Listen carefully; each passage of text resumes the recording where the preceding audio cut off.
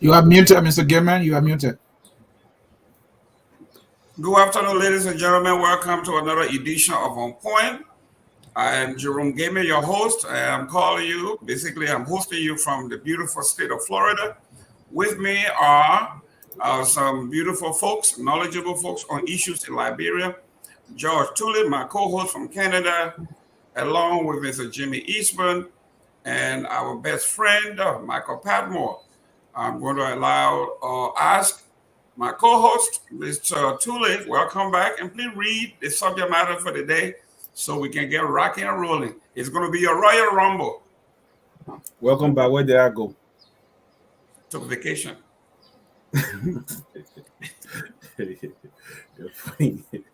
All right. You are missing action, Mr. Tulay. No, I wasn't. MIA. I want to say welcome to all of those who take the time out to join us here. This is On Point, on Focus on Liberia. Today, Sunday, day 23rd. We're going to be having a lively discussion here, like Mr. Gayman said. We have a couple of things discussing, a couple of topics to run through and see how we can exhaust them and do just due to each of these topics. So the topics again are first on the list. We'll be talking about next final ruling. Is there any way for UP or anything for UP to worry about based on the next final ruling? The second thing would be living conditions under the Pol government. Is it worse or is it better? Dr. Cassell speaks from prison or from jail. Is he dead upon arrival? Is concerning his political future in Liberia. The last one we'll be talking about the closing of the Turkish International School. We want to know why. How much information we have on that. That is our lineup today, and we're going to be going through these issues. So we want to say share the video. Click like and share. Invite others to join in. It's going to be a lively time. And I hand it over back to Mr. Gayman. Thank you very much, Mr. Tulay. As you all understand and read, we may have a little discrepancy with what's scrolling across the screen. We're going to make the adjustment. That's from our previous show.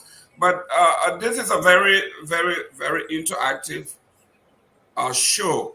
We expect that our callers will call if need be, make your comments. This is Liberia. We are discussing Liberia, and we hope that everybody can partake. This is the new Liberia. We are going to talk. We are going to debate. We are going to discuss. We are no longer going to go to Butwo. We are no longer going to go into the bushes to settle our disputes and settle scores. This is how the new Liberia is going to be presented. You have to be a part of it. Now, let's go to the ruling here. There was a very interesting ruling this past week by NEC. I think, Mr. Padmore, you may have some insight, and then we're going from there. Can you introduce that topic and see how you see the ruling with NEC as it relates to your political party or your establishment? All right, thank you so much. Well, I'm not gonna claim to be a guru of it, but what I learned so far was that there was indeed a ruling by the NEC. And the NEC did hold that it is not going to allow the Unity Party at this point to field any candidate in its name in the upcoming Lofa elections, and that the only other pending issue there was actually concerning the right of Unity Party to abscond from a contract, and that was more of a constitutional issue, and they were not going to rule on that. So the only thing that they had to rule on was whether to adhere to the agreement or not. And NEC has said clearly, very clearly, that the agreement in its possession, the framework document in its possession, is what it is going to go by until any further notice, and that framework agreement states that if you leave before 2023, you won't be able to field a candidate in your name, in the party's name, up until 2023 and 6 months thereafter. So I know our UP party folks and sympathizers, had a whole lot of spin to put on it, but that's where we stand. That's where we remain. And United Party up to today's date does not have a horse in the race. Wow. Mr. Eastman, a few weeks ago, we heard former Vice President Joseph Boyka says that the Lofans have always been or were disrespected, and he can no longer take this, and Lofans will no longer take it.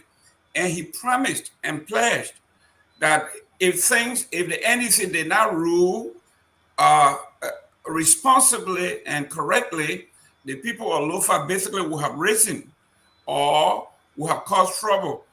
What does this say about the Unity Party, the leadership that it possesses, and where do we go from here?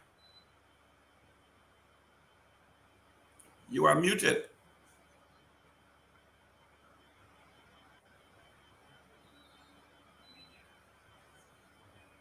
How do you hear me now? Yeah. Okay. So I read over the ambassador, the former VP statement over and over again, and he kept alluding to the fact that Lofa, the citizens of Lofa County, one of our largest counties, have been disenfranchised, and they will not continue to be disenfranchised. I found it utterly surprising that he would make that statement without supporting such a statement. Now, the only thing we heard about Lofa was that the senator that was elected, Brownie Samakai, was not allowed to take his seat. He was not allowed to say because the court brought down a guilty verdict in a criminal case on him. So he was prohibited from taking his seat. That does not disenfranchise Lofa voters. So I was quite surprised to hear that. And now here we have another case where the UP parties and the ALP parties, the ANC party and the Liberty party enter in an agreement of their own accord and agreed and to some clause that neither of them, if they were to break the pact, could go on and contest an election. And they were very, very successful in the last by-elections that brought Honorable Darius Dillon and others to power. But now they have turned around and said they want to walk away from such an agreement and say that that agreement was, in fact, not signed by them. After successfully contesting and putting up candidates in a previous election. In this late day, now they say, okay, we didn't sign it, it's fraudulent. Well, the NEC hands are tied. They said if it's fraudulent, you have to go to court. But we cannot adjudicate anything when it comes to fraudulence in that. We are regulators, we can only abide by the document that you submitted, including the rules that you were going to play by. Now, if something was wrong, you should have said this a long time ago. Now, in this late day, because there's an ensuing election now, you said, no, we were not signatories to that. Well, that's a legal case now. So again, the Lofa citizens have not been disenfranchised. Why are you making these statements? I think it's very misleading. I don't know who is advising the former VP. But I think it's if you're gonna come across in anything other than honest truth, then you become suspect as well. So I don't think the advisors are advising the old man very well, and that's my take on it. Thank you very much. Mr. Tulay, I'm having a little feedback there. You are in a dual capacity here. Personally, you are related to. I am not related to him. I told you, it's not a blood relation. Okay, It's because of who he has been in my life. I So there's understand. no relation. So don't say related. Well, When you say related in the real connotation of the word, it means there's a bloodline linkage. There's genealogy. Mr. Tulay, you and I have a relationship. We are related. No. Not in that same connotation. But you have always called him Uncle Joe. And of course, I call him Uncle Joe. We call so people let's accept in Liberia. Okay. Everybody who comes to your house on a regular basis and is a friend of your family, your children will call the person uncle. I am not disavowing Uncle Joe, but what I'm saying is let's stick to the issues and stop about this relationship thing. Okay, I'm just a supporter of Joseph Boycott on this show. Fair enough. Relationship thing is not important right now. Fair enough. I mean, okay. One time I asked you whether you were a crook. You said no, and I listed the reasons why I thought you should have said yes. But anyhow, here we are. Honorable, the former vice president, I thought he spoke off topic. Maybe he was reading. In your view, he was speaking off topic. Yes, because a man of wisdom wouldn't have read that.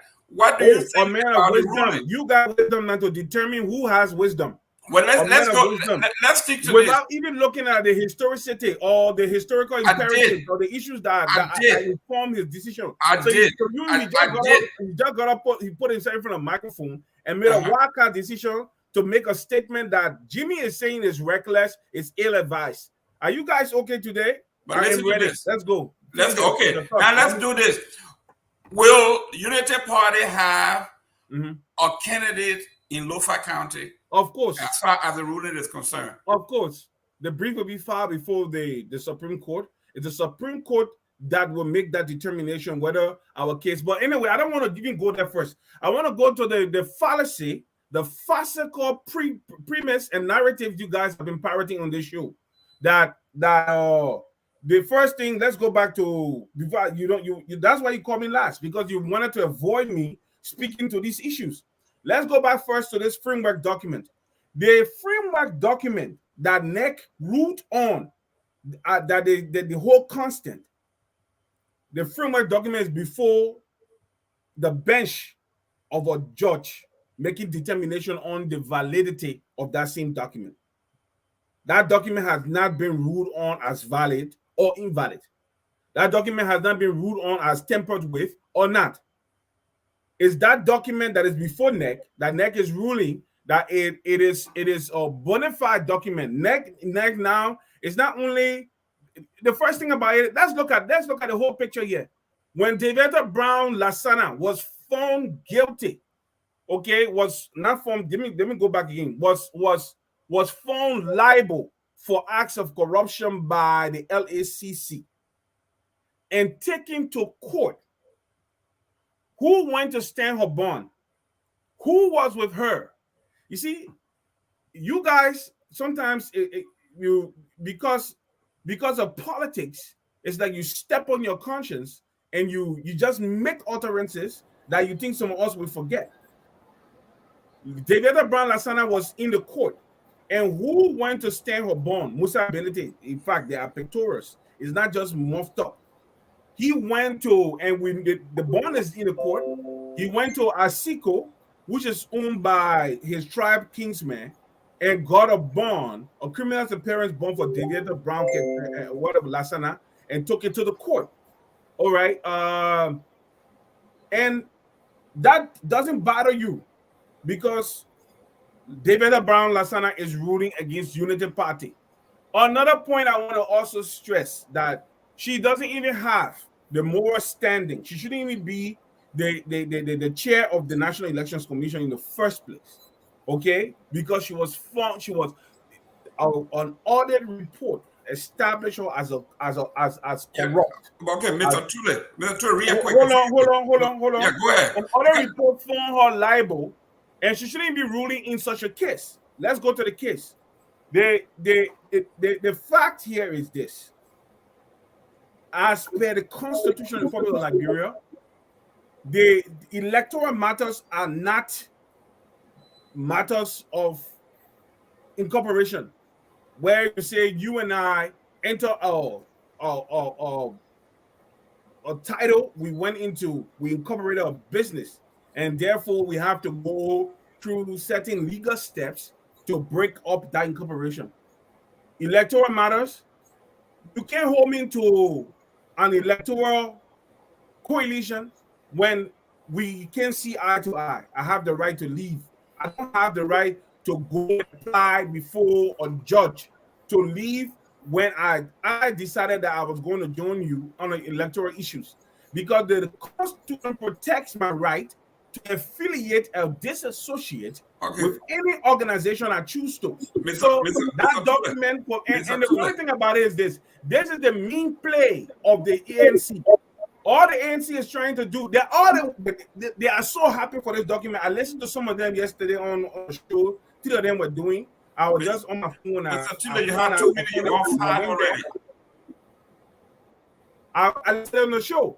And all the only thing I've heard, and I heard it from Michael, I heard it from every ANC person that opens their mouth. They don't have any ideology to present. They don't have any vision. The only vision they have right now is that Joseph Boakai, that the framework agreement should exclude Joseph Boakai from being on the ballot in 2023.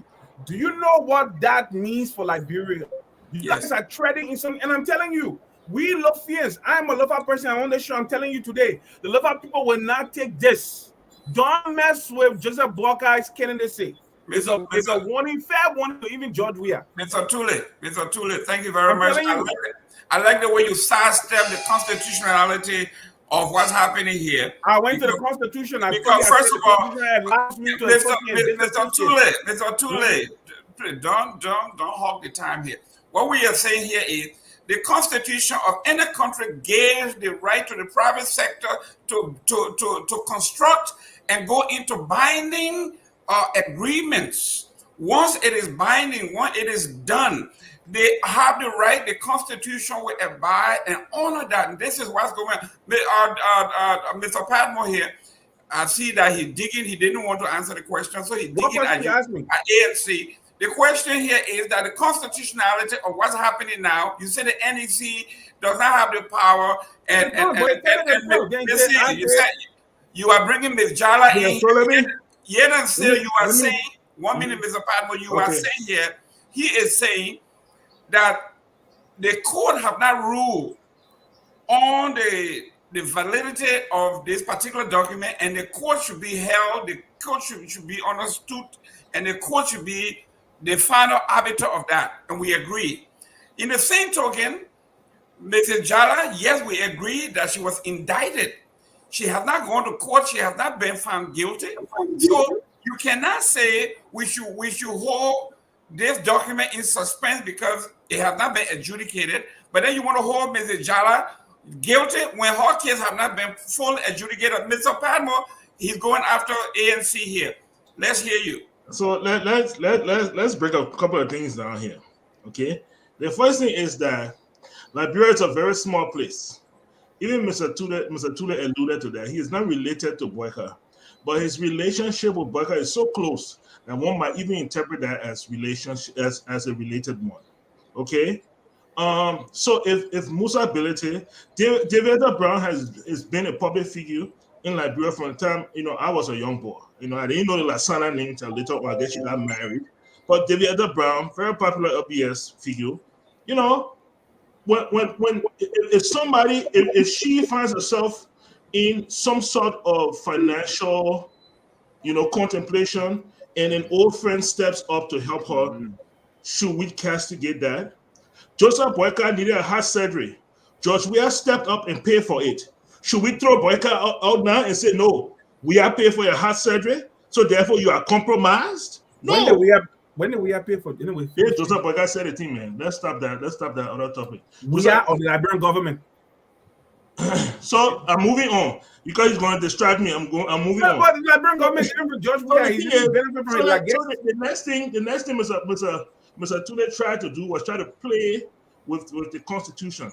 The Constitution gives every Liberian the right to freedom of speech. Every Liberian has the right to freedom of speech. But if you go into court right? And you go against somebody in court, you take somebody to court, and you win that case, okay? And that person says, fine, you have won this case against me, all right? And whatever the judge deems as a necessary financial obligation that person has towards the next person, especially the companies, tend to include into that agreement non-disclosure clauses. That means that, look, you took me to court, you accuse me of this and that. I'm not going to admit to guilt or not, but I will in return offer you a certain amount. And if you take this money, you're also accepting the non-disclosure agreement that comes with it, that you will not discuss what was said here, how much was given to you, or anything about this case moving forward.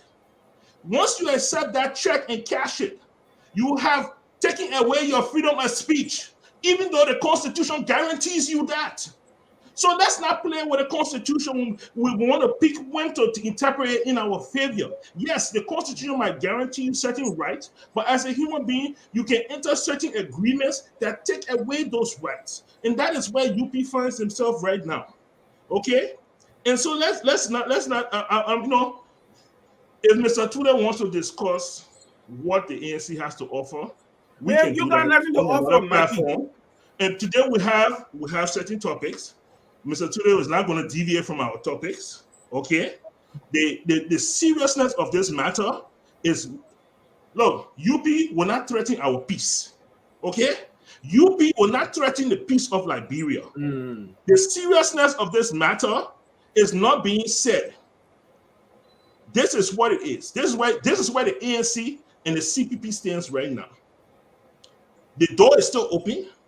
To who? UP can still return to the table, and as a member of the CPP, the four parties can sit down and decide if they want to amend anything within their own framework document on how they can exit, or if they want to just totally go ahead and just end the whole CPP. Everybody go their separate ways. It is still possible.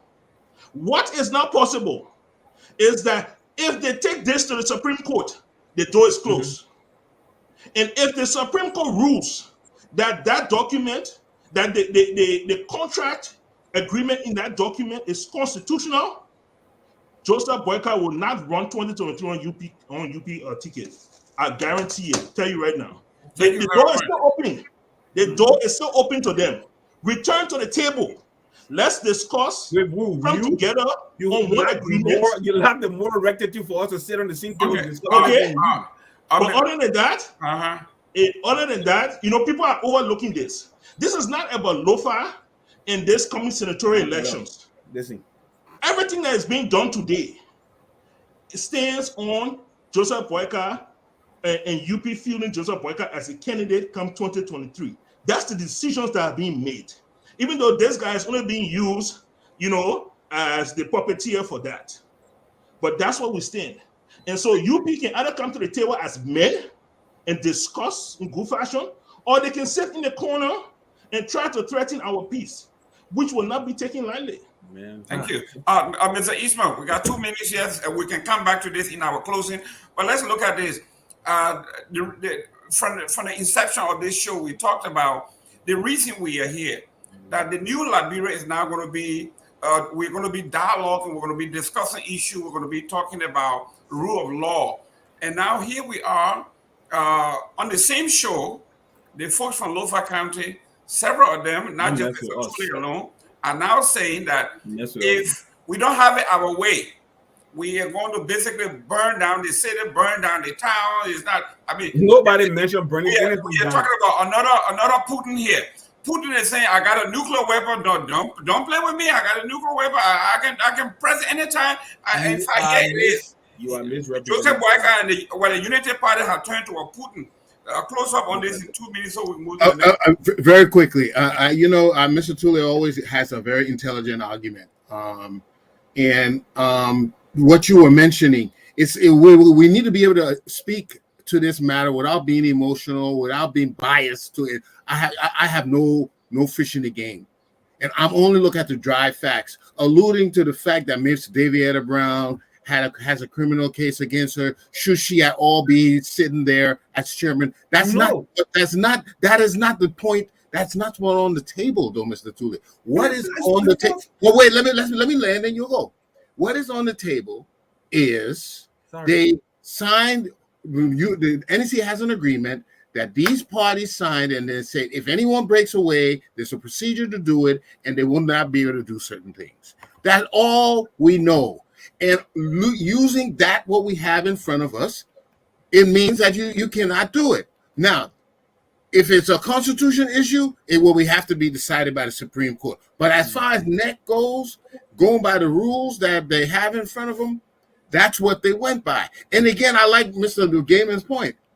This is really not about the citizens of Lofa. This is UP party, okay? And so one of the candidates who wants to run. How does that affect all our Bandi, our Loma, our Kisi people? How does that affect them? Because one man wants to run. How does that affect them? Now, if you had said, we're not going to give aid to the county, we're not bringing roads, we were not expanding the county, we're not dividing resources, we're not building our Lofa people up, then I say, hey, you're disfranchising my people. But somebody wants to run, then you say that's Lofa people? I don't understand that. Okay. We're gonna come back to let's go to another Lofa. No. I beg you. Let me give me the chance to respond to this.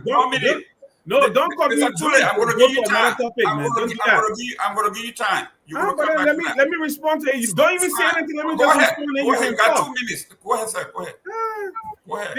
The first thing here is this, Mr. Eastman, especially when it comes to Joseph Walker, his ability or his right, constitutional right to be on the ballot in 2023 is a Lofa issue.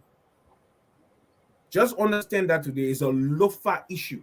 He is our candidate, not because of any tribal lineage, but because we have expressed we believe in him, we have confidence in him, and we support him. Okay, and he is our candidate. It's the same thing as saying Cummings is the judge. The crew people in mass they support. It's the reality. You cannot divorce. You can't divorce when Prince Johnson runs in the presidential election. He gets Nimba County votes in mass. It's the remnants that other people can get. It's an established reality. I'm not the one. So you're saying it's tribal? In actuality, you're saying it's tribal. That's what you're saying, Mr. Bullitt. It is. When we say Mr. Gayman, Mr. Eastman. When we say in Liberia, the man doesn't have an established constituency, like we say for Cummings. One of the things we say about Cummings, he couldn't even win the majority vote from his people, meaning his own people where he comes from. They not even repose the most confidence in him. They voted first for Judge Weah and then second for him. Okay? It is, Mr. Eastman, whether we want to acknowledge it or not, there is no going back from this. This thing is tribal in Liberia, is the reality. The first, if your tribe doesn't vote for you, nobody else should vote for you. That means your own people don't even have any support. They don't have any confidence in you. It's the reality. Where you come from, the first people that's supposed to say, we own this man, we believe in him, is your own people. Whether you want to acknowledge it or not. Mr. So the reality, hold on. This is the reality. Why you think, like we always say, Nikuta, Clarita, other places, voted for Judge Weah was a no-go zone for anybody. Because that's where he comes from. I disagree with you, Mr. Tulay, because when Dara Dillon won, he won Nuclear Town. Well, because he messed up there. No, listen to this, man. Let us not review because he messed up there. That's all. Now, there you go. Well, that debunks that idea because we are not running Liberia. We are not running Liberia based on tribalism. We are not running Liberia based on let me finish, then you come in. That's not what it is. Okay. Madam Salif was even president of the Republic of Liberia, okay, as an incumbent. She didn't even win in those places. As an incumbent. That is Hold not. on, now, let me I don't have the finish facts, my but let's move on to the next. No. You will No, not. Let him land. Mr. Let him finish. Tule, we don't spend 18 minutes on this subject. You spoke for. You were so No, speaking. I have not. You spoke for 7. You cut me off mid-point. You spoke for 7. Mr. Eastman, the point here is I was trying to establish on Mr. Eastman because sometimes Mr. Eastman can think American in Liberia. The issue he establishing here, 2 electoral cycles. George, we have one Monserrato clear hands down. 2 electoral cycles. He won Monserrato clear hands down. To a certain extent, somebody could even argue that he even won the first election, he was the winner. But that one that spilled milk. The issue here is this: his people voted for him in mass. Because if your people don't vote for you first, don't expect any other group of people to own you. That's my point. You're tribal people now. Yes. Me, you're tribal people. Yeah, you're tribal people. We come back to Lofa County, Mr. Eastman. The issue with Brownie Samuka was a robbery. When Brownie Samuka should have faced, I'm not backing Brownie Samuka here, Mr. Eastman. Don't get me wrong. Brownie Samuka should have faced the law majority that came to power. Okay, because he and Madam Salim took the money because you see the AFL do not partake in NASCO. They have their own insurance plan. Mr. Tule, we are going on a tangent. Okay, we got time, Mr. Give me hold on small. No, Mr. Tule, you can't take us all over the place. You're going off. Please hold on. Just hold on 1 minute. When this man came to power, he should have allowed the court of law to hold Brownie Samuka liable for that money that was missing. What did he say? He paid some of the money. He asked the government to pay some of the money, and he basically dissolved the case from within the hands of the court. That's what he did. No, but Tule, don't come out here. The president made a deposit because of state security. We knew it was a national security. They didn't vacate, Mr. Eastman. They didn't vacate the case. Legally, they didn't vacate the case from the court. Mr. Tule, let's move to the next issue. It's another Lofa. It's another Lofa issue. Mr. Tule, since you are on the floor, let's deal with another Lofa issue. One of your cousins, not blood cousin, but you all, like you say, if it belongs to Lofa, it's a Lofa issue. He's my blood cousin. This one is your blood cousin. He is my blood cousin. Your blood cousin. Yeah. I'm not responsible for his. Listen, your blood cousin is a crook. Yeah, now he's in jail over here. He spoke. Don't worry, you was your uncle. Listen, man. Let me land here. No, but stop. Listen. Once you go here, they will mock it up. Listen, Michael, you is not on here.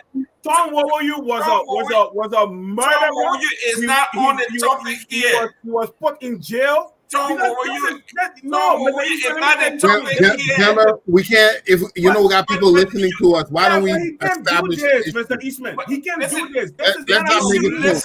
It's not about family thing. But stop it. Mr. Tule, how can you talk to both sides of your mouth? You just said,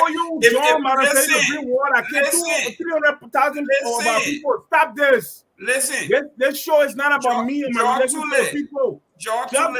Go to the. I won't accept it, Mr. Gayman. Listen. I will not allow you. I will not allow you to do this. Wait, Mr. Jerome, Mr. Gayman, can we not make it very personal? Can we just? We're not making this personal. He's another. Dr. Cassell said he's from Lofa County. Is Don't bring it. Don't listen. Is that an established fact? He said he's from Lofa County. Listen, Mr. Gayman. He is from Lofa County. It doesn't matter whether he's from Lofa County or not. It doesn't matter where he could be my brother. Let me tell you something today. He could be my blood brother. If the man committed an act for which the law will hold him liable, let the law hold him liable. Great. Let me tell you something. But let's go to the guilt. Mr. Tule. I bear no guilt. I'm not even process for him. Mr. Tule, nobody said you did. What I'm saying here, it is another Lofian. Mr. Tule, listen to this. I beg you. Don't go there. Can we discuss this issue? Yeah, but what would you? Another. Dr. Cassell said he's from Lofa County. He is now sitting in prison. You didn't mention me. And he made. Imagine this. He made. What kind of political point you want to score here? Let's go to. Let's do the show. He made a comment. Stop it. He made a comment that Liberia deserves a leader and leadership of integrity, a leadership of moral character. This is a man who is sitting in jail here saying Liberia deserves a leader of integrity. Mr. Padmore, I know you agree with my Lofa brother that Liberia deserves a leader of integrity, but that negates him, a crook sitting in jail here. Tell me what you think about that. You see, has he been found Not guilty of any crime?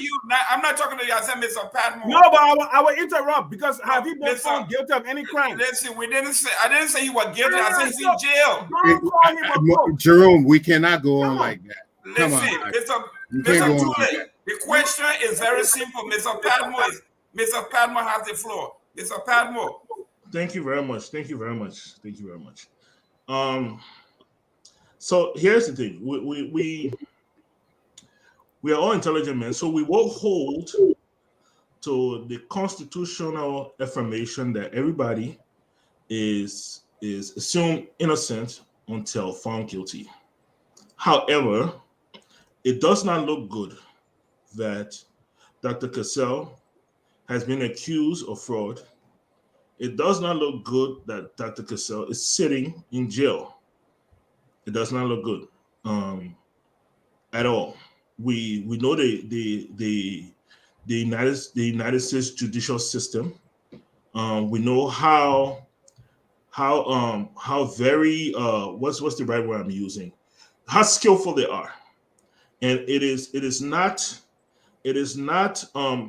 common for them to make mistakes, especially when it comes to people of immense wealth like Mr. Cassell, like Dr. Cassell. So when these people decide to come after you and they got you sitting in jail, trust that they have what they want.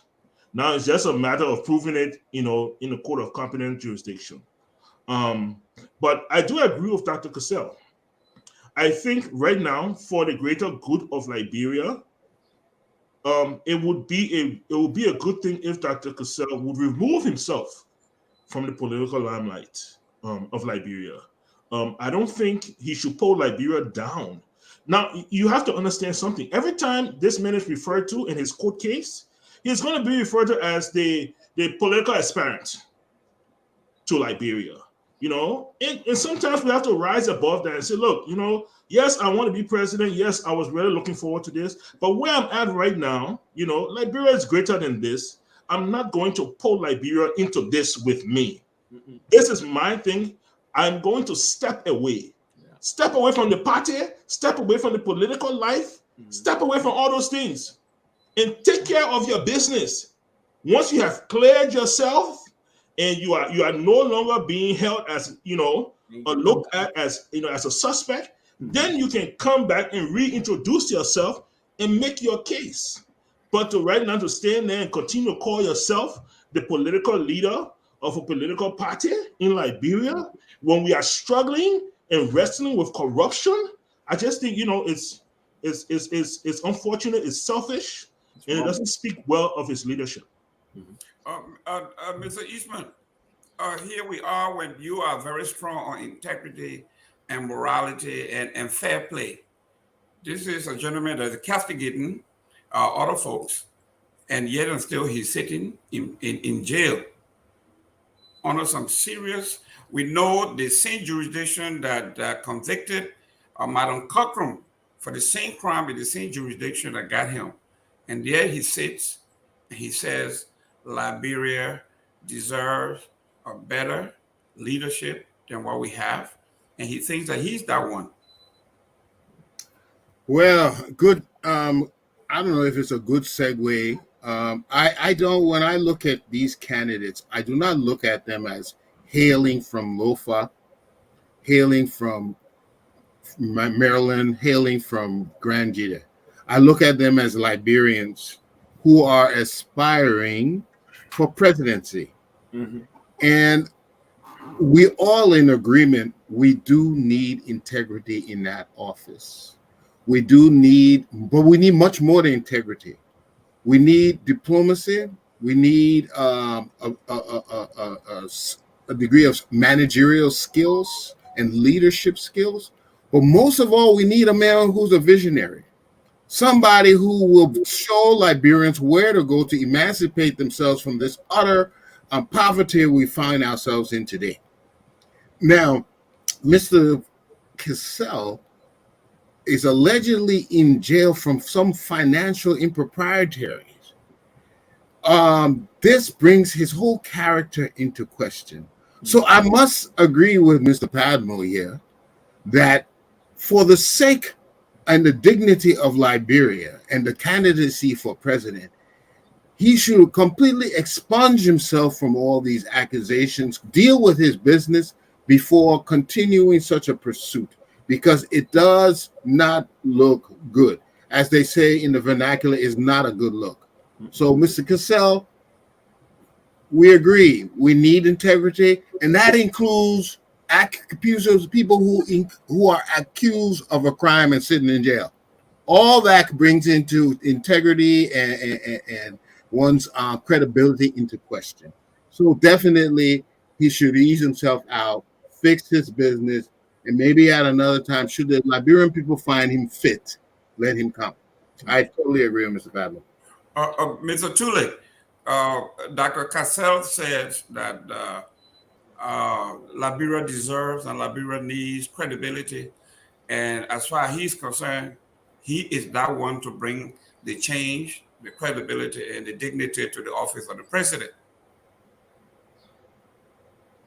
There are two things here. Well, I think making that statement, the first thing I think he's talking about the current bunch of crooks that are in power and who got basically no real plan. The only thing they interested in doing is signing capital projects so they can get kickbacks and implementing some small capital projects and blowing it up and making it to look like that all the country needs. And those capital projects are not, though they contribute, but they are not the main things to improve the material well-being of the Liberian people. The fact of the matter here is that Dr. Cassell shouldn't even be in the discussion, in the political discussion in Liberia right now. Okay, he should just his own people, those who give him all the support. They should tell him just to recuse himself, step aside. The same thing we are saying also for David Brown Lasana. Okay, NEC should be an integrity institution without question. The leader of NEC, those who are on the board, all the different how you call it, commissioners, they all should be of impeccable character. The fact of the matter that David Brown was, because before the LSCC released a report that says an individual is corrupt or was found in acts of corruption or moral impropriety, it means they have a very watertight evidence that they are presenting. They won't just put out a commissioner, the chairman of the National Elections Commission. They won't just put a name out like that without concrete evidence. They have the evidence, and that's why they took to court. And who went to stand her bomb? Musa Belete. And she presides over NEC. She sits in the office. The president have not mustered the courage or the Nigerian men say the liver. Mr. Tulay, we are talking about Dr. Cassell. Hold on, I already answered you about Dr. Cassell. Okay. The president have not mustered the courage to ask her to step aside from her role, not even to recuse herself from the case, because Musa Belete, if this was America, let me tell you something. If this was in America, even in your state of Florida, wherein the head of the election, the commission, the head of the electoral body was built out by a political party or leader, and that person has a case before the commission, and the one that was built from court or from the case sits there and oversees a case with that person as one of the respondents or one of the plaintiffs. The first thing about that FBI case right there, it will be open right there on them. Mr. Tulay, I told you, Dr. Cassell should not be involved in any political thing in Liberia. That is my point. And I'm tied in also in because the same rope that whole pork and whole Peter. If we say that under suspicion and the court have held it because he was out of the country, I think he should have appeared. He had an appearance bond, which I think they felt that he didn't respond to. So because of that, they refused to grant him bail. He's in prison, or he's in jail. Not prison. He's in jail. The fact is, if we can hold him to one standard, then why are we not holding Deviator Brown Lasana to the same standard? Why is she still the head of NEC when she was found liable for acts of corruption by our preeminent anti-corruption agency and sent to court? Right there, the president should have mustered the courage and asked her to step aside until the case was brought to its logical conclusion. That's how it's done. In most countries, let me be honest with you, in most Western countries, that's why they are different. You will have to resign, except you come from Texas and you're Republican like yourself. That's where you don't have to resign, because the Attorney General of Texas has been under a federal indictment for how long, and he's still Attorney General of Texas. The issue here is when we talk about probity, when we talk about accountability and transparency, the same rule that holds Cassell that he shouldn't even be mentioned in our body politic, even if after clearing his name. The fact is, he placed himself in a place where people could accuse him of acts of corruption. He shouldn't even come back to our body politic. When he's clear of his case, if he goes to prison or not, he shouldn't even be involved as a standard bearer of any political party in Liberia. But also, Deviator Brown Lasana should not be the head of NEC right now. It is wrong. It is reprehensible. It is unacceptable. She is already compromised, and she's making rulings that are already compromised because the person she's running in favor of is the one that holds their criminal parents' bond. Do you know what happens? They can revoke bond anytime. Mr. Tulay, we are not talking about the topic is now, Mrs. Brown. Now let's go to the next. Let's go to the next topic. Let's talk about the living conditions. Mr. Tulay, you have spoken 7 minutes. Please don't do this. Let's go to the living conditions under this pro-poor government. Those of us who understand the pro-poor government and have enumerated what we have accomplished, we can list them for you, and we're going to do that. Now, the question is living condition under the pro-poor government, okay? How do you see it? Because obviously you're in opposition, we expect you to see it a different way, but yet and still we expect that we will see it differently with some objectivity. Mr. Tulay, do you want to give a crack on this? I know you have very little comment on this one, but give it your best shot. What comment? Little comment on what one? You know, but Mr. Gayman, can I come in one quick? Please do. Could we, you want us to examine the progress on the question is the pro-poor government policies working? I guess that's virtually it, right? Okay. But wouldn't it be easy if we have a listing of the things they want to achieve, and then look to see whether they achieved it or not? Instead of just poking. Well, yeah, I think you were right. Bullet them. You are correct. I have them here. I didn't send them to Mr. C in time, but I can send it to him. But from the periphery, I expect that the guy will say something different, and then I will counter with what we have. I know the guys that they're choking now because they had nothing to say but the same talking point. Mr. Tulay, you had the floor. Go ahead. You got 2 minutes. Go ahead. Okay, Mr. Eastman spoke. Let me speak 2 minutes. No problem. This is what Actually, I gave 4 because you kind of vent. Go ahead. Hold on. We won't go into the PA and the PAPD or whatever document that they have. I heard from guys the last time we did a show was they have not even implemented 15% of what they put into that document. So, like you said, we'll itemize it and we'll go just like the way the Ellen Sirleaf government did the PRS, the poverty reduction strategy. We're able to establish all the points and go one-to-one to see if they were actually delivered or they were just talking. And when we did that, we found out they were merely talking. They just brushed over everything. They didn't really try to make sure that those points, because those points were there to improve the material well-being of the Liberian people. So what they did, they just glossed over them and mush them up because they know that Liberian people sometimes we don't pay keen attention to these issues. So let's come to the issue right now. I raised it because one of the key reason why a government is constituted is to improve the material well-being of the people. It's not there to improve the lives of those in government, the appointees or the elected or government officials. It's there to improve. But in Liberia, the first thing, our national legislature, with the connivance of Madam Salif, hijacked a good portion of our national budget and they made it into law. Okay? To change that and their salaries and different benefits, they made it into law. It's a hijack. It's that you can't do anything about this, so we made it into law.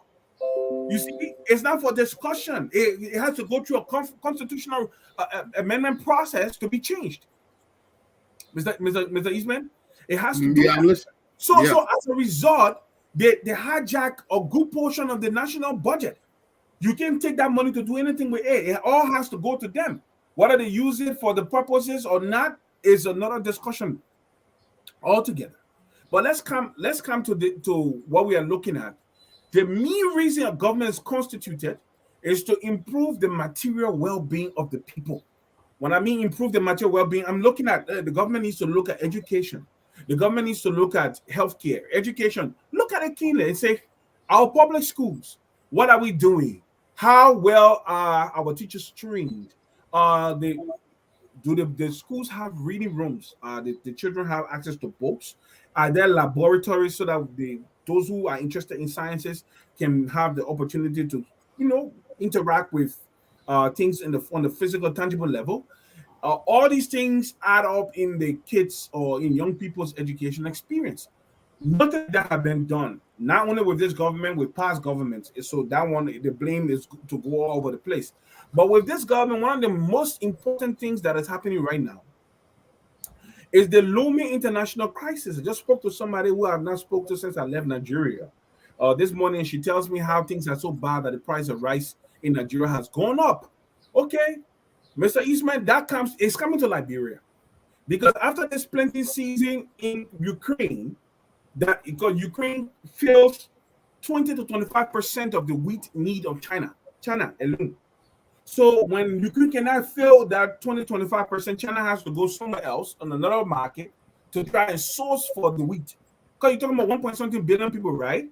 And as a result, what we do, that demand will increase the price. And at the end of the day, when wheat price goes up, it will affect rice because people will turn to alternatives. And what will happen, the bottom line, with the poor economic conditions we have in Liberia, is going to affect the price of rice in Liberia. Now, I would think we have a plenty season. We are still within the plenty season. I would think with the advent of the Ukrainian war and everything and the looming international food crisis that is coming, because when you affect wheat production, you definitely affect an entire food chain. So the whole supply chain for food. So I would think that the government would say, we have a problem here. How much of the food that we eat, especially rice, do we produce locally? We have with this thing happening in February. Quick action, quick thinking. Let's put money up. Let's see how we can get to our farmers. We got few counties that are responsible for planting rice in Liberia. What can we do to get more workers to these farmers to increase the acreage so that we can have better yield of rice? So at least on the local market, we'll have more rice coming in December.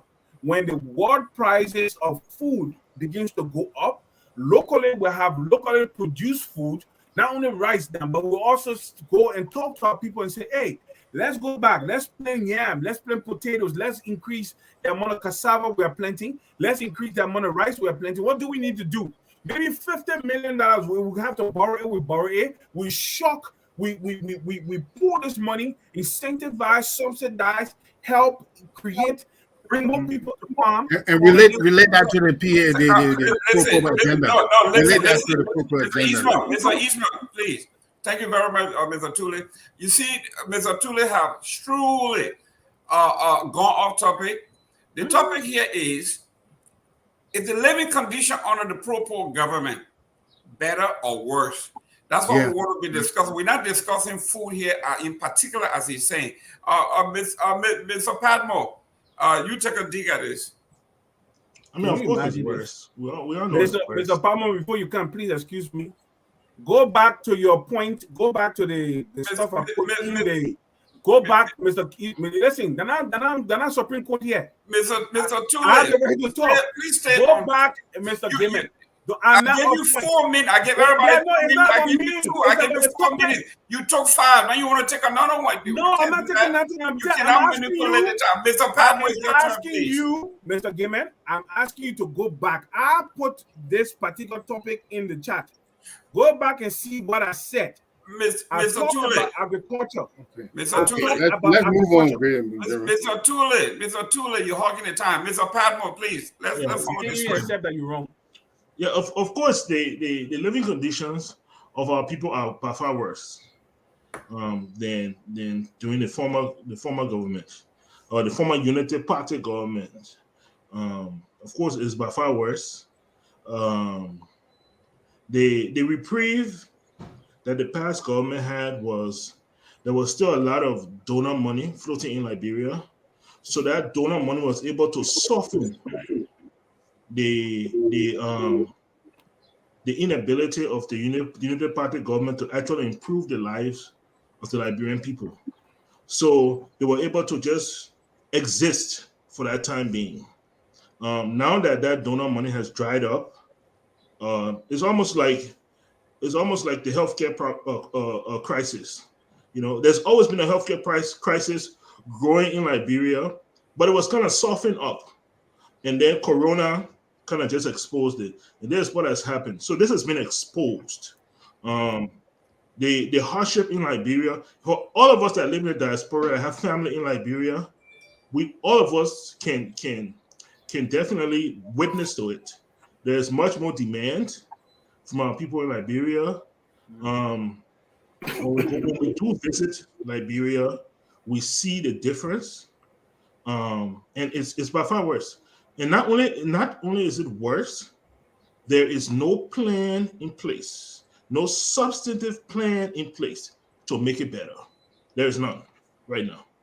Thank you very much. Mr. Eastman, we are talking about the living conditions here. With Mr. Padmore is saying that, you know, under the Ellen government, we had the UN, we had I think it was like $700 million that's coming in to maintain the truth. And he said that was a shock absorber for the economy. And then when they left, everything crashed. But then under the Weah government, with the limited resources he had, I just wanted to point out some of the things that we have looked at that we consider to be massive improvement under this administration, barring all the things he's talking about. For one, let's look at the free tuition that the president gave. It may not be perfect. It may be challenging, but it is something that has benefited the Liberian people. My family members, I got 3 kids, 3 cousins at the University of Liberia. They are benefiting from this. We are talking about the 14th military hospital that was built. We are talking about one of the most expensive things in Liberia that have barred our children from moving forward. That was the YF fee. That YF fee has been waived. The government absorbed that. We are looking at the digital access that were introduced at the different universities. These are new things that cost a lot of money. We are talking about the signing of the Adama Freedom Act. This is freedom of speech. One of the only country in Africa that has decriminalized freedom of speech. These are major accomplishments under this government. We are looking at no political prisoners in Liberia. None whatsoever. None. No political prisoners in Liberia. You can go anywhere in Africa and find any country that don't have that. The First Lady built this vocational training for military women. These are things that the Liberian people are benefiting from, okay? We are talking about our City of Hope that the lady is building for orphanage and underprivileged children. We are talking about the NTA buses. We got 50 NTA buses that came that lessened the stress. All of them broke down. Okay? We are talking about our civil service salaries that were employed, that were increased, across the board. I mean, I'm just. That's not true. That's not true. They reduce their money. Excuse me. The RIA extension that is going on, the different feeder roads, the Saclay Highway, the Grand Juliet Highway, the Lofa Highway that is going on. I mean, the successful completion of the $257 million challenge that we just got. Under that, we got all the beautiful scores from our partner. 2 weeks ago, we had an evaluation with stakeholders in Monrovia to see how is the PAPD going. And the president made it clear, while we have challenges, the PAPD is on course. The PAPD was meant to be evaluated at the end of our first term. In our your term almost over. How many percent? How many percent will you say you're giving the PAPD? Why you do this? I'm asking you a question. I have the right to ask you. I have the right to come in and ask you a question. Can you tell us? Excuse me, sir. Mr. Eastman. Listen, no, Mr. Gayman. Mr. Gayman, I'm going to ask you a question. I want to ask you a question, Mr. Gayman. Sir, Mr. Gayman, you got it is Mr. Eastman. So why can't you let him finish before you ask him the question? No, but he cuts me off and he asks a question. You shouldn't be talking. It is Eastman's turn to talk. And it's not about turn to talk yet. You made a comment and I need you to elaborate on it. I have the right to ask you. That's all. Mr. Eastman, could you go ahead, please? I have the right to ask you. I will use some time to you. No, Mr. Eastman, let me ask the man before you come. But it will be rhetorical. He will not respond right now. I just want you to know that. He has to. You have to. No, but then you need to wait until it comes around one more time. Let me address this issue. Okay, wait for that. When the PDP and the pro-poor agenda came up, a lot of experts looked at it and said it was a very ambitious plan. Just like you're saying, Mr. Gayman, Liberia was emerging from donor support. Liberia was on life support during Ellen's administration. It was on life support. They were getting by total donor support. Now, the Ambassador Weir said he's going to come in, and even though all that donor support is going, he's going to keep the country afloat. And then they had this plan that how they were going to do it. And we looked at the plan. It was a very ambitious plan, but it's good. At least you're aiming high. You're aiming at something. And we do see some improvement since then about the roads. We've seen the feeder roads were one of the most important things that were mentioned. And that's why I said, well, it would be nice if we had it right in front of us. But we have seen, like at the hospital, we have seen things like that. But they have a saying. If you can't measure it, you can't manage it. We have to take all our projects professionally, and we have to be able to measure every penny we spent and account for every penny if we're going to affect the change in Liberia. In other words, it shouldn't be, well, we see one or two buildings up. No, we appropriated XX million toward agriculture, XX million toward healthcare, and this is what it has achieved. And XX million against education, and this is what it has achieved. We need the hard and cold facts to measure if it's being successful, because in the defense of any planner, things change. We're part of the global economy. COVID affected the global economy. A lot of the things change. So sometimes you have to revisit your plan, recalibrate, and come up with maybe another solution. But if we're not actively looking at our plans and see if they're working, how do we know it's getting better? And we have to do it scientifically because we have nothing. So in every penny, when you are poor, I know some of us, we went through that war. We went without eating. We slept without eating some days. When you don't have money, you have to know what every penny you're spending is going. You have to account for it. You have to plan it, because if it's not going right, some children can't sleep hungry. The baby has to get milk. And if that call for me not to eat that day just so that the child can eat I will not eat. So I will go to bed hungry. But if we're not giving ourselves a careful and close examination. We're not giving ourselves a fair chance to improve Liberia. We have to look at it straight in the eyeball and say, am I doing things right? If you don't look at it like that, you don't expect any change because you're not measuring it. You don't know. It's superficial. You got to get down and dirty. And you got to, and that only way all of you academic, all of you people on this platform, all of you had looked at yourselves and said, I don't like where I am. I'm going to improve myself. And every day you saw where you're progressing. We need to examine ourselves so we can improve it, you know, and we have people that can do it.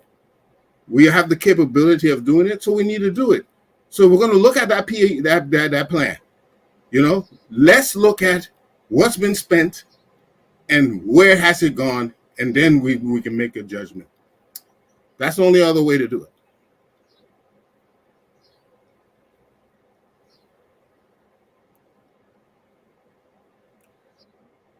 Sam's Gayman is not your microphone. You're muted, man.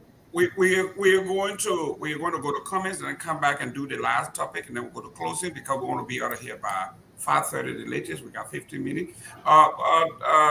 Control room, can we please read a few comments? And so you refuse for me to ask my question? Well, you will ask the question when we get back. When will I ask the question? You are talking, and the question is the relevance of Mr. Gayman. Mr. Gayman, this is not a dictatorship.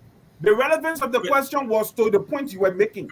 So you give me a chance. I'm your co-host. Mr. Tulay, you're taking most of our time. Don't override me. We got time. If he says then it becomes a back and forth. That's why I withdrew. Mr. Tulay, please. Give me chance to ask you the question. Mr. Tulay, go ahead and ask your question.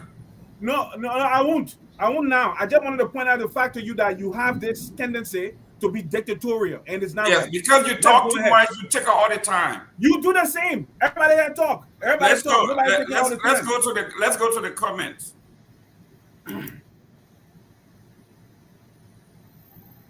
Mr. Dave Jai says, so what if he's from Lofa? Discuss the issue and do not personalize the issue. We are not personalizing the issue. We just want to make it clear. Mr. Gayman is a tribalist. How is that possible? How is that possible? Pro Paul Wilson, President, we have second term bid is unstoppable. I think I can agree with this person. Eastman is a Tulay is discussing issue with high emotion, thus making the entire platform very noisy. I want to believe so too. Francis Wilson, well, that's why we can't go up or come down, because if you are going to vote incompetent people into office because they are your tribe, then we will continue to go backward instead of forward on the world stage. I agree with you. Pajibo, my comment pertaining to Dr. Cassell is this. A person's reputation is his character. Matters what he has been caught being doing. Dr. Cassell's character is on the line now. I think Dr. Cassell should save us enough time by being quiet for now. This is Dr. Edison Pajibo. I agree with you. Tulay, can you guys also call on the NEC boss to leave her post to save the entity too? Mr. Gayman, Mr. Eastman, Mr. Padmore, you're best honest. You'll be honest to be Liberian people for once. You on point, Mr. Tulay. Okay, Tulay, we agree with you. You are entitled to your opinion. Dave Jai, the issue about integrity should not just be limited to Dr. Cassell. Tulay is right. Stop cherry picking. We have no regards for integrity. Mr. Jai, I agree. I know Gonglo, you're a man. You are the leader for Gonglo. Gonglo don't have that either. Mike Dalier, how can this guy just talk like he is the only one? I understand they're talking to you, Mr.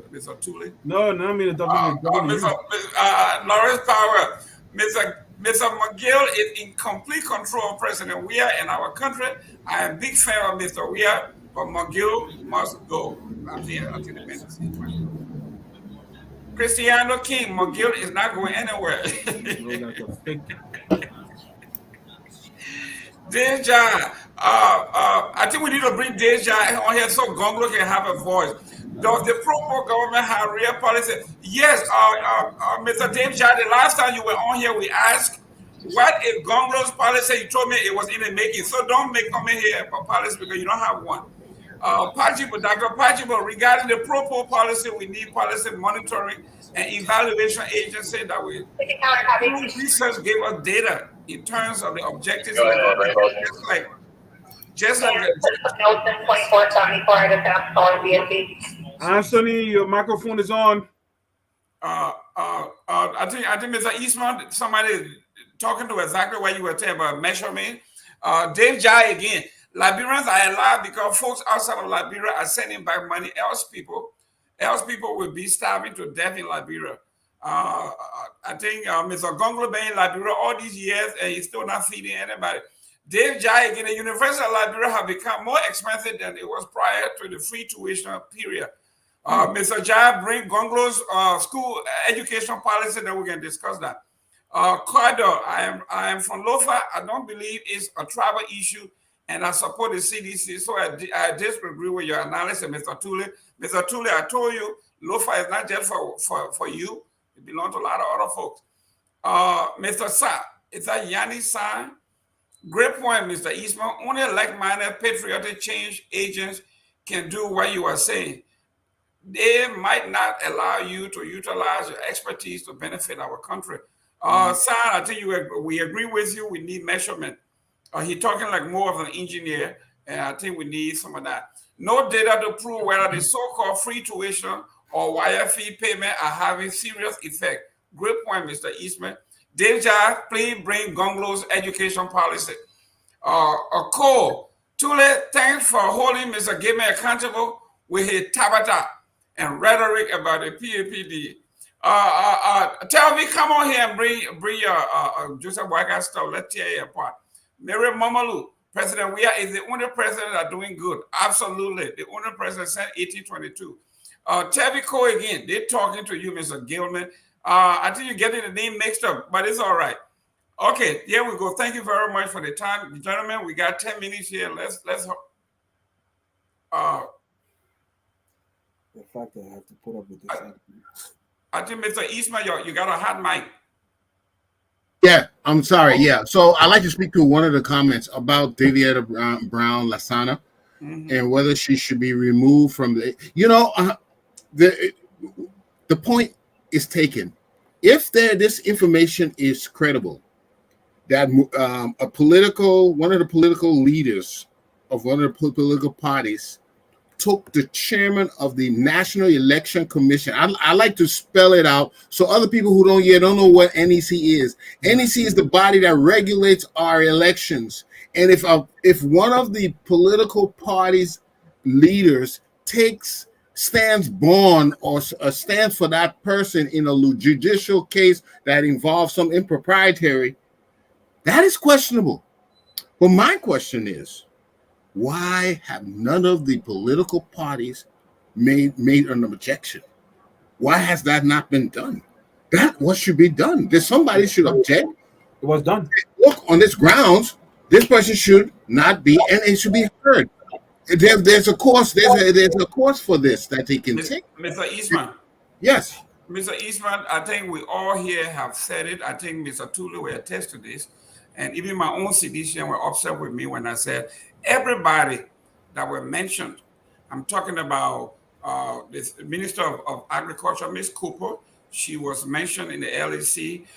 We're talking about the LPRC, the lady who, when we had shortage of gas, she says they didn't have enough dipstick to test how many gallons was in reserve. All of those people, the water and sewer folks were also in that. All of these people, like I say, if they were in the West, all of these people should be out of there until after everything is done. When they clear their name, they should come back to work. But until then, once you are accused, anybody that has integrity, even if you're not loyal to your country, but if you have your own integrity to protect, if someone accuses you, especially like Tulay said, our premier investigative arm says you are this. It behooves you to remove yourself and say, listen, my reputation counts. I will step aside until I am proven innocent in the court of law, then I come back to my job. That's what normal people do. And we have been saying this, This has nothing to do with political partisanship. This has something to do with integrity. It has something to do with our nation. I'm a supporter of the president. I don't have to mention that, everybody knows this. But these people, even if the president doesn't move you, your name is important. You should remove yourself, recuse yourself, and say, my Tulay name or my Padmore name or my Gayman name is too important. If the LACC have said this, I know they are wrong. I'm going to prove myself wrong. But in the meantime, I'm going to recuse myself. So these people, and I'm saying it again. Is this your closing, Mr. Gayman? Excuse me, go ahead. Is this your closing? No, I'm just saying it because. Oh, you get on your CDC soapbox. Well, why don't we move to our closing so that we can all highlight this issue? Because as a citizen, these people are appointed by the president. If the president wake up in the morning and he PP correct, he can fire all of them. And they are in positions. And this is crazy for us to be sitting here and the president is listening to us. The president watched the show and the president still have these people in power. And we're supposed to sit here and tell these people to leave their jobs. The president needs to do this, but I'll save that for my closing. Thank you. Okay. CDC soapbox. Don't let me add a Tulay now. But yes, get off your CDC soapbox because this is totally. You acting like Padmore. You acting like me. You interrupted him because he's talking Tabata, so you interrupted him. So everybody have the right.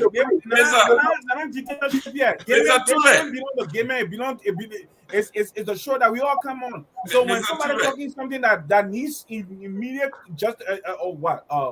correction, you come in and correct the person. Mr. Tulay. And Gayman never allows himself to be corrected. That's just forget about that one. Anyway, Padmore, go ahead. Mr. Tulay, you next. Let's go to the international. No, that Padmore finished talking. Where he talking for? No. He was just asking me a question. Yeah, I'm good. Let's do the last one, then we'll go to close it. The international school.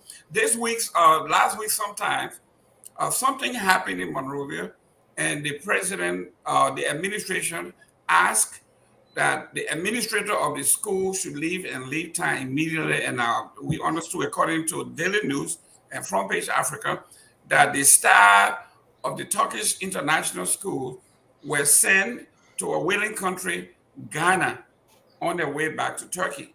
And one of the beneficiary of the Turkish school system kind of pushed back and say, the president, under no condition, should deport anybody overnight.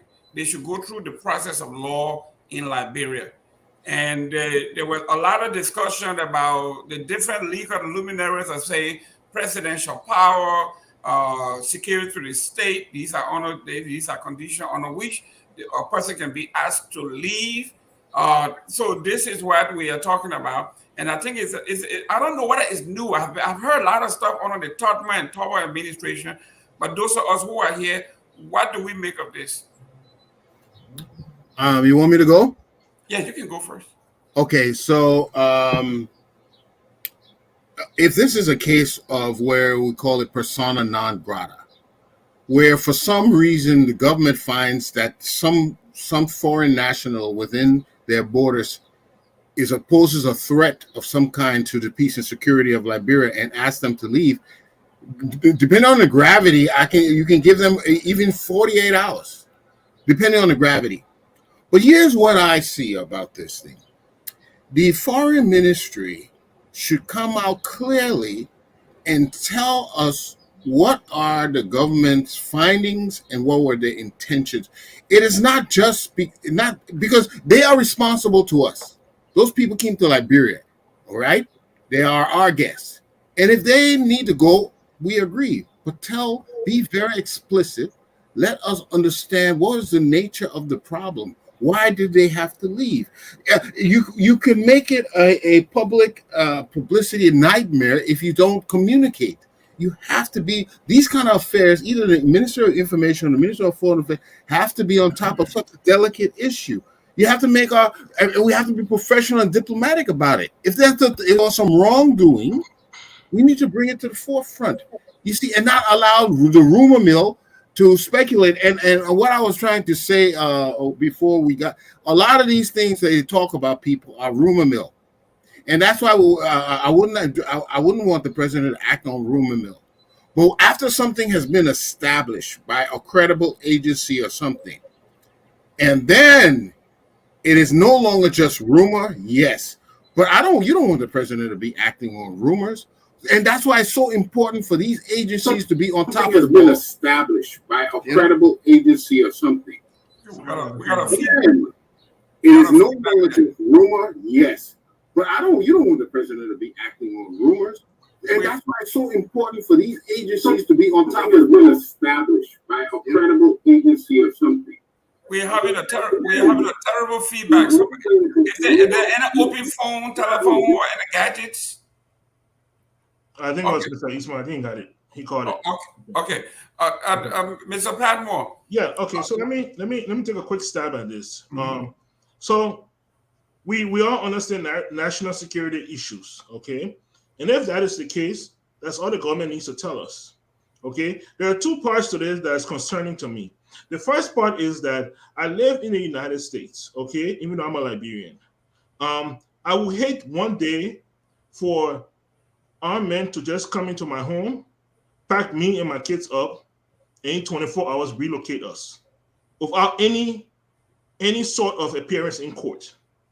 Okay, so from that point of view, I understand where the gentleman that raised the concern is saying, everybody should be entitled to their day in court. Present something to the immigration court, and if the immigration court agrees with you, deport the people. Simple as that. The other thing is that they rent a school. And I hear this school was one of the most expensive schools in Liberia. Parents is already hard-pressed economically. If they're able to scrape up money to come up with, to pay tuition, where do they stand now? Does the school close? Does government refund their money? Are they just lost? Is this more than just, and once again, we're talking about school and kids. One of the things that has surfaced in Liberia over and over, especially when it comes to schools run by foreigners, the issue of child molestation. Is this a molestation case? Is this a cover-up? What is really going on? And like Mr. Eastman said, when the government leaves that vacuum of information, it will be filled with rumors. Now, I'm just waiting to wake up morning and hear somebody say, 15 girls were raped by so and so person. Now the person is no longer within the reach of the Liberian government to be prosecuted. Those are the kind of things that we try to avoid. And you avoid those things when you come out and you are transparent with the people. So I really think the foreign ministry needs to speak. Mr. Tulay, when something like this happens, usually what I do is I usually pick up the phone and call the office of Congressman R.C. Hastings, may his soul rest in peace. And I pass it by them to make sure whether there's any similarity of any validity to this in American law. And I'm not saying I don't know the Liberian law, because they always say, you always mention America. But what the former chief of staff told me was, once it is considered, the administration considered it classified, okay, that means the bodies that are in charge of state security say they are sensitive information that are damaging to the state, that it cannot be divulged. They can do that without explanation. So that's the American understanding of state security, classified information and acting upon. I don't know how it is done in Liberia. I heard Tubman did similar things to some priest that raped a boy in Liberia, and he removed him within no time, because even they said Vatican agreed that it was if they had Lincoln on, it would have branded the Catholic Church totally disabled in West Africa. So they had to remove him overnight. But these are the circumstances. Mr. Tulay, I think you can shed some light on this based on your experience of everything we talk here is basically what we heard. But there's nothing solid here. Let me tell you something. I believe that somebody is trying to close down that school. Plain and simple. That's what I believe. I believe it's just, you can't tell me because, okay, for instance, what?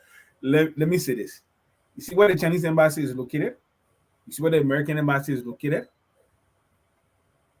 I'm into security. Second Lone Star.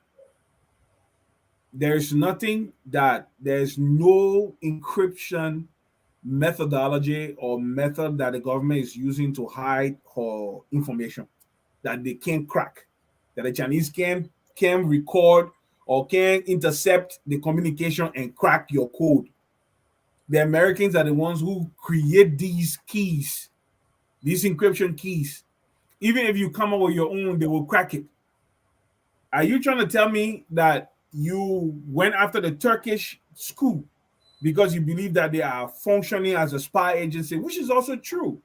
The Turkish spy agency it uses these kind of institutions to do their espionage. It's just the reality. And somebody was saying, I was listening to a recording, and the guy was saying that in his view, he's a former agent of the Turkish spy agency, and he's saying that they're even powerful than the CIA and Mossad.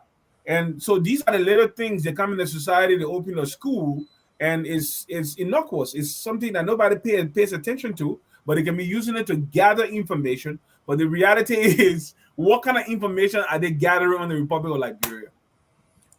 Before you go any further, Mr. Tulay, in the article, it says that I guess the Americans have approached Ellen Johnson Sirleaf through her administration to close the school, and for some reason, she gave them a leeway. And then someone that I talked to said, in the opposition in Liberia, said they try to make the link between President Weah's visit to Turkey. So they are looking at that as a quid pro quo with the Americans' pressure. That was just the last coffin in the last nail in this. It could also be this. Listen, Erdogan is a serious dictator, right? If the people who run the school are considered to be in opposition to Erdogan, he goes after you. He goes after. Okay, if that's the case, they ain't got nothing to do with espionage. It has something to do with all the people who open your school over there. They're against me. They are opposition figures. They support those who are against my government. I don't want them to operate. Simple as that. Okay, so we don't have the facts, so we can only go on hypotheticals. So it could be several ways. If it's the espionage end, then the Liberian government going after them is crazy for me, because you got the Chinese sitting in a place wherein they can capture every communication that goes in Liberia. You got the Americans doing the same thing too. They're trying to steal from one another as it goes on, or their encrypted communication. They try to seize it and decipher it and know what the next person is doing. So that one, if the government is concerned about that one, then it's a waste of time, because there's nothing the Liberian government does that the foreign agencies don't know about. So, but then I think this thing is so petty, like Erdogan going after his opposition and saying these people support or they're against me, so close down their school. It's as simple as that. But the fact here is this: if it's the latter, that Erdogan say his opposition needs to close down, listen, you are affecting. That school has been established and it has been running. It has been really doing well in educating young people in Liberia. For you just to arbitrarily close down such an institution without proper, forget about the tuition. We all pay the fees. Okay, my son didn't go there, but he went to SPS, another expensive one. He went to Educare also. So, but it's the same crazy fees. The thing is, the thing here is, it doesn't matter. But the fact is, they played a very important role in Liberia. I think it's wrong for the government just to get up and arbitrarily just deport people because somebody you want favor from saying get these people out of your country. It speaks a lot. We even if, look, you can even say I want something from Michael, and Michael puts down a condition, and that condition doesn't make sense. You can respectfully refuse and tell him and say, look, my relationship with you is more than these things. I cannot just arbitrarily, we have rules of law. But for you to accept that you can just go and arbitrarily do it, you're passing on the wrong message. You're telling everyone you are just like him. Well, I think that as a seditious here, I want to be biased, but I have to be critical here. The closeness of the president's visit to Turkey and the closing of this school, I understand it has been going on for a while. Mr. Padmore, I know you want to take a crack at this, but the president just came from from Turkey with this huge package of what they want to do and this and that. $50 million for new stadium that's coming and all of this. And all of a sudden, the opposition, because the guy that sponsors this school was charged with trying to overthrow the Turkish government. That was 15 years ago. And all of a sudden, the president comes with his $50 million package, and the next day, this school is closed down. Isn't that, don't that look kind of suspicious, Mr. Padmore? Oh, it's just bad, man. Well, it does. It does look suspicious. You know, he who controls the belly, you know, or he who pays the piper picks the tune. So it is what it is. But I will tell you this: during the 1980s, we all experienced this between Samuel Doe and the Chinese government. Samuel Doe was playing tabata with the Chinese government and the people of Taiwan, and he would go back and forth. And that's why the SKD Stadium was built by two different Chinas over a period of time. Okay, so if the people say close the school now to deport the people, raise your hand and say, Chief, can you send other people to even build a bigger school? Don't just close the school down. That's what Samuel Doe would do. When he recognized one China, they say, okay, deport the other boys. Say, yeah, but you're coming, and then so say, yeah, we're coming, and they were kind with the resources. So all I'm saying is that if that was the play, fine. But raise your hand and tell them, Mr. Man, but send other educators. As a matter of fact, when you send it there, send them with some more money so they can even increase the school and reduce the price of the tuition. That's all I'm saying. You know, Mr. Eastman, before we close out here, the president was just in Senegal, where they unveiled this beautiful stadium, massive, state of the art. And guess what? It was built by the Turkish government.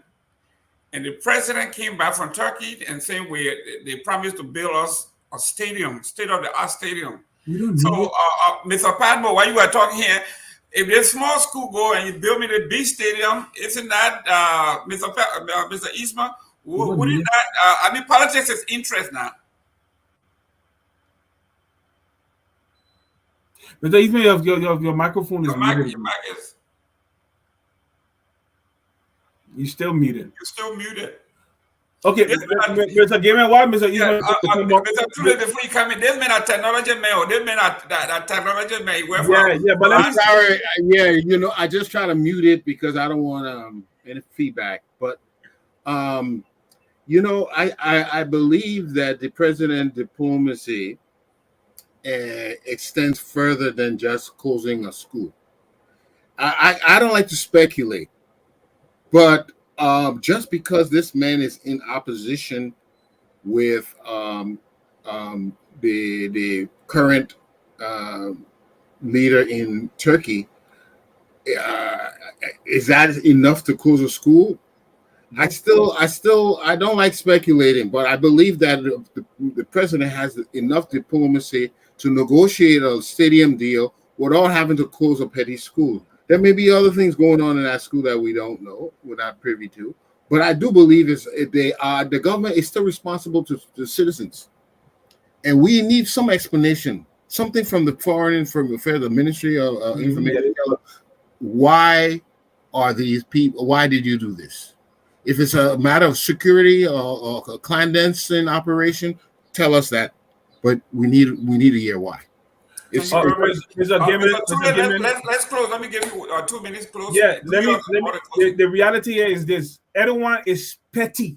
He's like Stalin and Putin mixed into one. Okay, there's even an NBA player who is currently out of contract. He's 29 years old. He's Turkish, and because he has criticized Erdogan, they've gone after his contracts in the NBA. I'm telling you, NEC Cantor, I think he changed his name to Freedom. Now. He changed it to Freedom. They went after the Turkish people have gone. They had a Stalinist-like purge in Turkey. You can Google it and you see it on YouTube. This guy had a Stalinist-like purge in Turkey. He went after the military, the universities. He went after free speech. He taught anything he felt was against him and his family. And he's corrupt. He helped ISIS in their ascendancy to taking over what they call the Levant. And these are the kind of things we're talking about. In Liberia, for instance, I will go back to the point that Mr. Gayman made. that he got a $50 million whatever, like gas grant loan to build a stadium. Mr. Gayman, Liberia doesn't need a football stadium. The one we haven't even been able to manage that one very well. We don't need a stadium. What we needed to go to the Turks and say, listen, can you help us? We need $200 million. We want to put direct injection. I myself will manage it. $50 million into education for our primary, secondary, and middle schools, public schools. We need $50 million for healthcare. I myself will manage it. All the corruption in the Ministry of Health, I'm going to kick people out of there and bring new people in to manage this. We're going to make sure that direct injection of cash into our health will change the generators. We'll make sure that they're functioning well. We'll put some solar panels to take care of the electrical needs and all these things. I will manage it myself. He can say the remaining 100 million, we're going to put a direct injection into agriculture. We're talking about fishery, growing fish, okay, fish farming. We're talking about plantain, banana. Mr. Tulay, we run out of time. Yeah, I know. But what I'm saying here, Mr. Gayman, I know it making you vex because I'm saying it's misplaced priority. Liberia doesn't need a new stadium, okay, as it is. We need money for investment into critical areas that will improve the material well-being of Liberian people. We need at least $100 million direct injection into agriculture, starting with rice farming. I'm not talking about cash crops like palm oil, cocoa, and coffee. No, I'm talking about food production. How we can not only inject money, but we can hire the requisite technical skill sets to come in and teach our people new ways of farming so that they can improve and increase their yield. That is what we need money for, not for a football stadium. But it tells you that our priorities are misplaced. And the citizen government has misplaced priority. I told you this before I finish. Our next in 10 minutes. Before I finish, Mr. Gayman, I told you this, that capital projects do not necessarily translate into the lives of the people. What would translate the lives of the people are policies that will uplift their lives. Thank you. Mr. Padmore, 1 minute, please, because this man took everybody's time. Oh, come on. I didn't take nobody's time. Mr. Padmore, you gone? Okay, Mr. Eastman. Okay, thank you so much. Thank you for having me. I appreciate it. I'm here. Yeah, go ahead. Close. Hello, you there? Yes. Yeah, we hear you. Okay. I thought you switched. Okay, so once again, thanks again for having me. Mr. Gayman, you good? Okay. Thanks again for having me. Once again, I just want to reiterate for everybody out there, nobody is refusing Joseph Boyka to run. All they are saying is that he won't be allowed to run on a specific ticket. Nobody is taking away his constitutional right to aspire for any presidency. It just won't be on that ticket. And it needs to be very clear. Okay? I listened to Mr. Tulay talk about special projects, about all these projects and shock into the system and $200 million. Joseph Boyka was vice president for 12 years. He could have gone to Madam Sedi and said, look, please, give me this project. Let me head a special project, agricultural project. That's my area. Our LPMC director.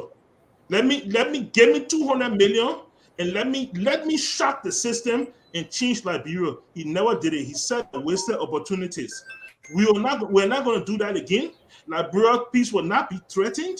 We are on a new course. And the young people that can see the vision of Liberia will take over.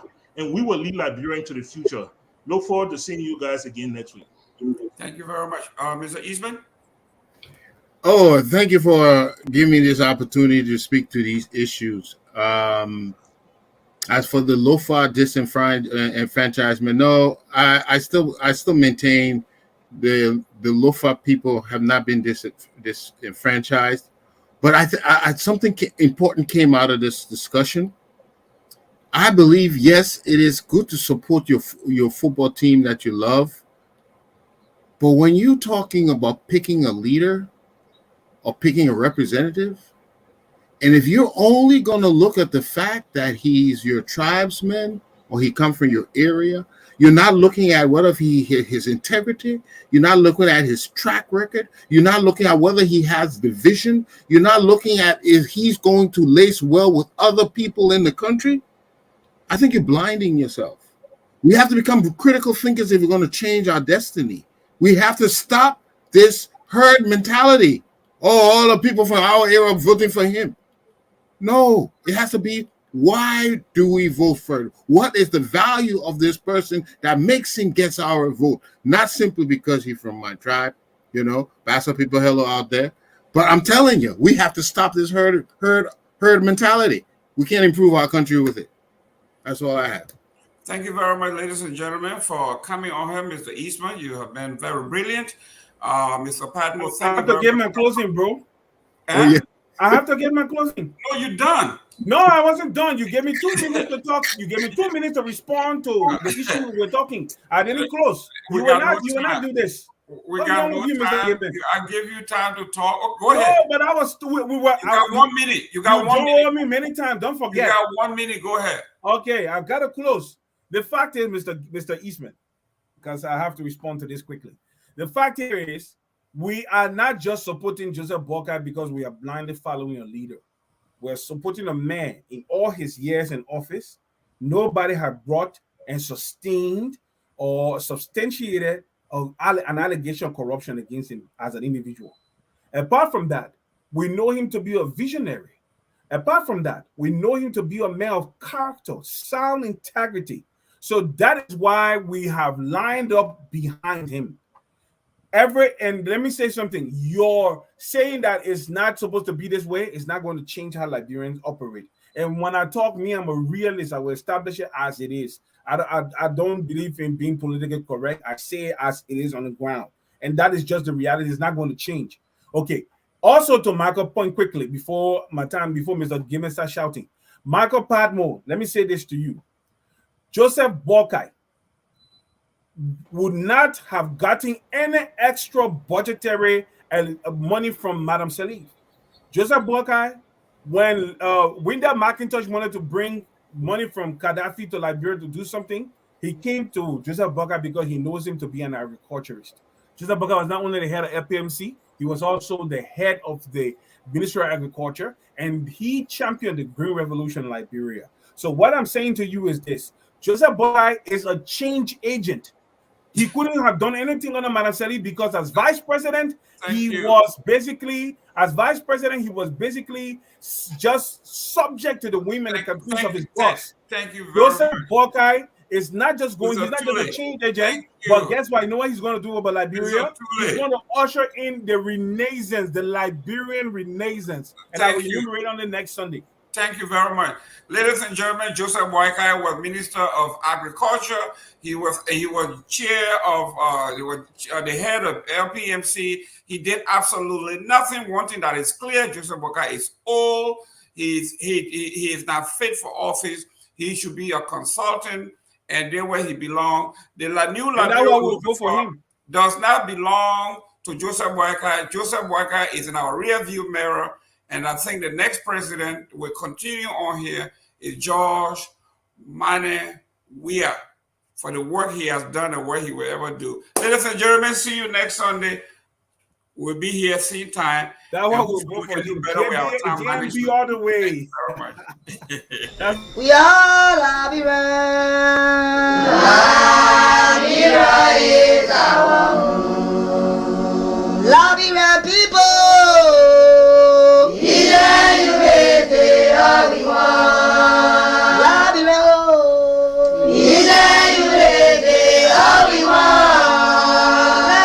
Liberia.